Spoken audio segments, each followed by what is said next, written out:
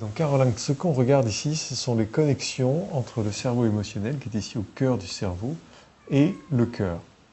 On constate qu'il y a deux branches de système nerveux qui vont directement du cerveau émotionnel vers le cœur. Une de ces branches, on appelle le système sympathique, fonctionne avec l'adrénaline pour accélérer le rythme cardiaque, faire monter la tension artérielle, préparer tout l'organisme au combat ou à la fuite. L'autre branche, qui est ici, qu'on appelle parasympathique, au contraire, ralentit le rythme cardiaque, fait baisser la tension artérielle et prépare l'organisme à la digestion et à la restauration, à la recomposition des cellules. À chaque instant, le cœur est soumis à l'influence à la fois de cet accélérateur et de ce frein. C'est un peu comme une voiture sur une route de montagne qui a besoin d'un très bon accélérateur pour pouvoir monter et puis aussi d'un bon frein parce qu'il faut pouvoir gérer chaque virage. Et donc ces deux branches du système nerveux autonome modulent totalement l'effet de ce qui se passe au niveau du cœur à chaque instant. En plus de ça, du cœur vers le cerveau émotionnel remontent les mêmes branches nerveuses qui fait que ce qui se passe dans le cœur influence ce qui se passe au niveau de nos émotions. C'est donc une boucle qui module notre relation au monde et à notre physiologie. Alors, ça se manifeste comme ça. Quand on regarde un électrocardiogramme où il y a des battements consécutifs du cœur, si on mesure cet intervalle ici, c'est un cœur parfaitement régulier. On voit tout de suite à vue de nez qu'il bat de façon très régulière. Et bien même un cœur très régulier, lorsqu'on mesure l'intervalle de façon précise, on constate que deux intervalles successifs ne sont jamais exactement de la même longueur. Ici, on voit un intervalle de 859 millisecondes. Ça veut dire qu'en une minute, ce cœur battrait à peu près 75 fois. Ici, on voit un intervalle de 793 millisecondes, c'est-à-dire qu'il est un petit peu plus court. Et ça veut dire qu'en une minute, ce cœur-là battrait à peu près 80 fois.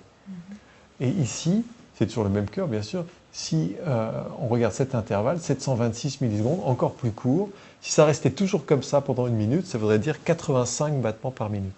Donc on voit qu'à chaque battement du cœur, le cerveau et le cœur s'ajustent pour s'adapter à ce qui se passe dans la physiologie et à ce qui se passe dans l'environnement autour de nous. Okay. Maintenant, on peut regarder ce que ça donne sur 4 minutes. Voilà ici une courbe de ces intervalles pris un à un, où on demande à l'ordinateur de calculer combien ça ferait de battements par minute si ça restait toujours comme ça.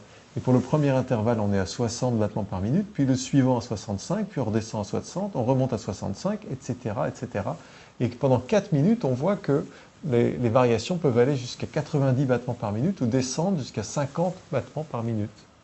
Et ça varie constamment de façon un peu chaotique. C'est-à-dire que là, par exemple, on ne sait pas où ça va, on ne sait pas si ça va aller plus vite ou plus doucement. On ne peut pas le prévoir puisque ça a varié de façon très chaotique. Et il y a une autre forme de variabilité cardiaque qu'on appelle la cohérence, où le cœur et le cerveau rentrent dans une espèce de rythme qui fait que ça s'accélère, puis ça ralentit, puis ça accélère, puis ça ralentit, etc., de façon très régulière. Et cet état-là est très prédictif, prévisible. Et il n'y a plus de chaos, puisque là, on sait exactement où ça va aller.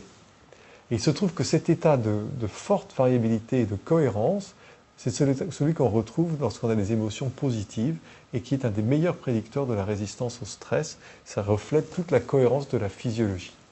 Donc ce que je voudrais vous apprendre aujourd'hui, c'est ce qu'il se passe dans le lien entre votre cerveau et votre cœur et comment reprendre le contrôle de ce lien avec votre volonté. Parce que vous ne pouvez pas dire comme ça consciemment à votre cœur de battre plus vite ou de battre plus doucement.